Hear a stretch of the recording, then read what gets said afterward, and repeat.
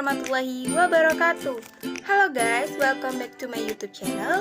Jadi pada video kali ini kita akan belajar tentang aliran-aliran filsafat. Teman-teman, ada yang udah tahu belum apa itu aliran filsafat? Yuk simak materi selanjutnya. Yang pertama adalah aliran nativisme. Aliran teori nativisme ini dipelopori oleh seorang berkebangsaan Jerman bernama Arthur Schopenhauer yang hidup pada abad 19, dilahirkan tahun 1788 dan meninggal dunia tahun 1860. Teori ini merupakan kebalikan dari teori tabula rasa yang mengajarkan bahwa anak lahir sudah memiliki pembawaan sendiri-sendiri. Pengertian teori nativisme. Pada hakikatnya, aliran nativisme bersumber dari Leibnizian tradition yang menekankan pada kemampuan dalam diri seorang anak. Oleh karena itu, faktor lingkungan termasuk faktor pendidikan kurang berpengaruh terhadap perkembangan anak. Prinsipnya, pandangan nativisme adalah pengakuan tentang adanya daya asli yang telah terbentuk sejak manusia lahir ke dunia, yaitu daya-daya psikologis dan fisiologis yang bersifat herediter serta kemampuan dasar lainnya yang kapasitasnya berbeda dalam diri setiap manusia. Faktor perkembangan manusia dalam teori nativisme. Yang pertama, faktor genetik, yang kedua, faktor kemampuan anak, dan yang ketiga, faktor pertumbuhan anak. Teman-teman, ada yang tahu apa arti dari ketiga faktor tersebut?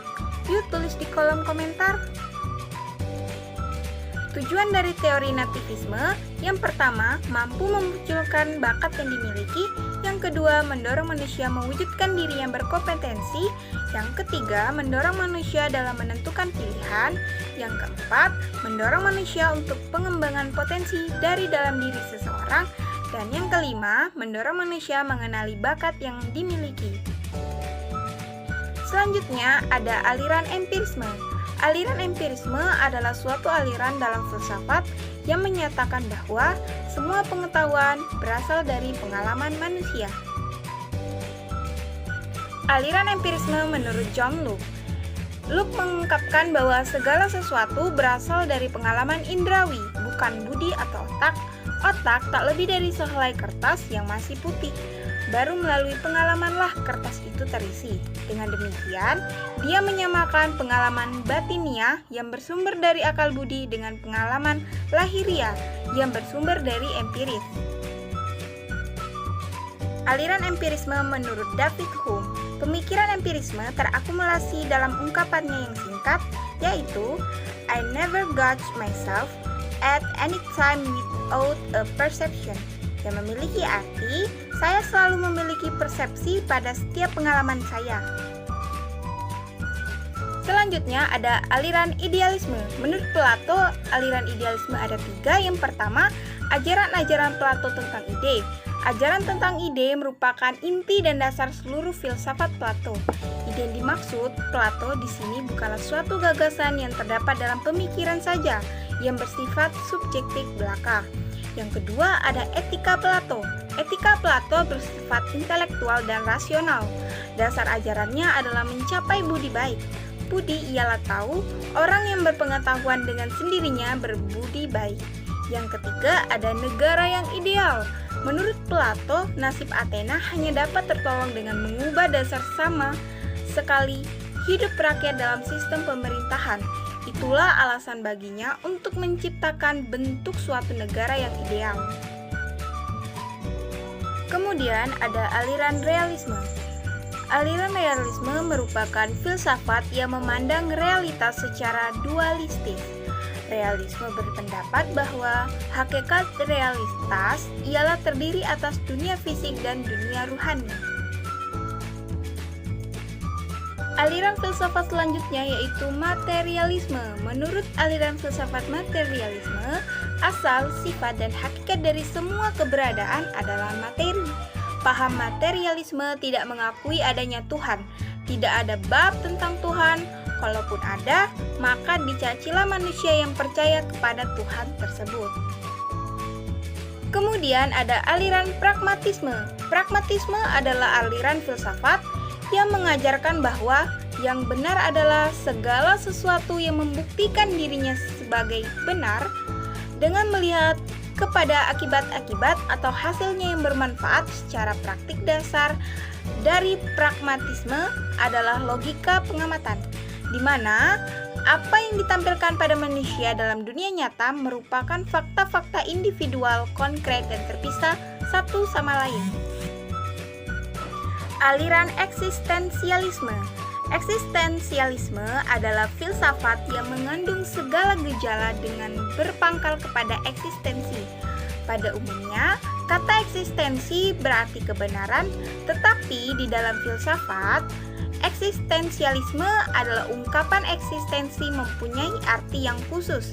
Eksistensi adalah cara manusia berada di dalam dunia.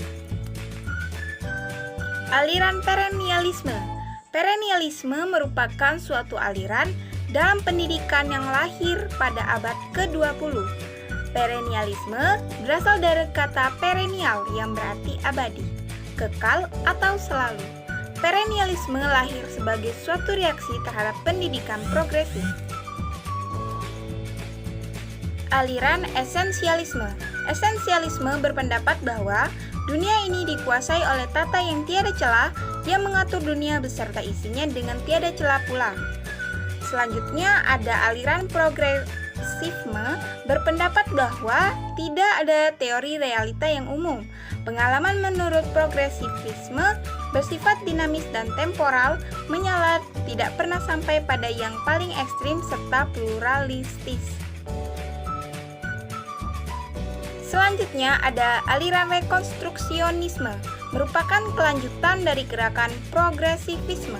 Gerakan ini lahir didasarkan atas suatu anggapan bahwa kaum progresif hanya memikirkan dan melibatkan diri dengan masalah-masalah masyarakat yang ada sekarang.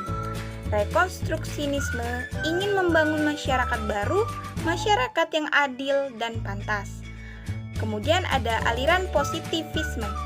Positivisme adalah suatu aliran filsafat yang menyatakan ilmu alam sebagai satu-satunya sumber pengetahuan yang benar, menolak aktivitas yang berkenaan dengan metafisik, tidak mengenal adanya spekulasi, semua didasarkan pada data empiris.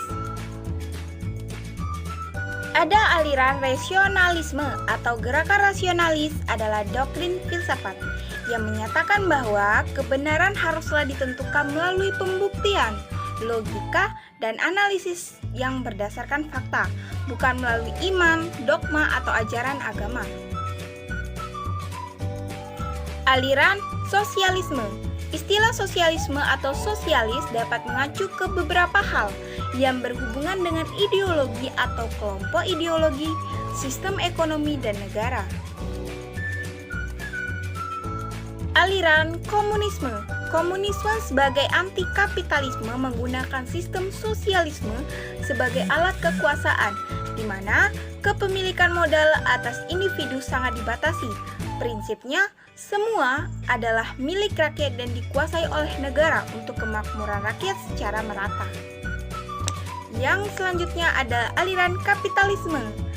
Kapitalisme atau kapital adalah suatu paham yang meyakini bahwa pemilik modal bisa melakukan usahanya untuk meraih keuntungan yang sebesar-besarnya. Kemudian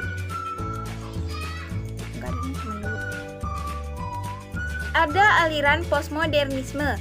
Dalam bidang filsafat, postmodernisme berarti kritik-kritik filosofis atas gambaran dunia epistemologi dan ideologi-ideologi modern.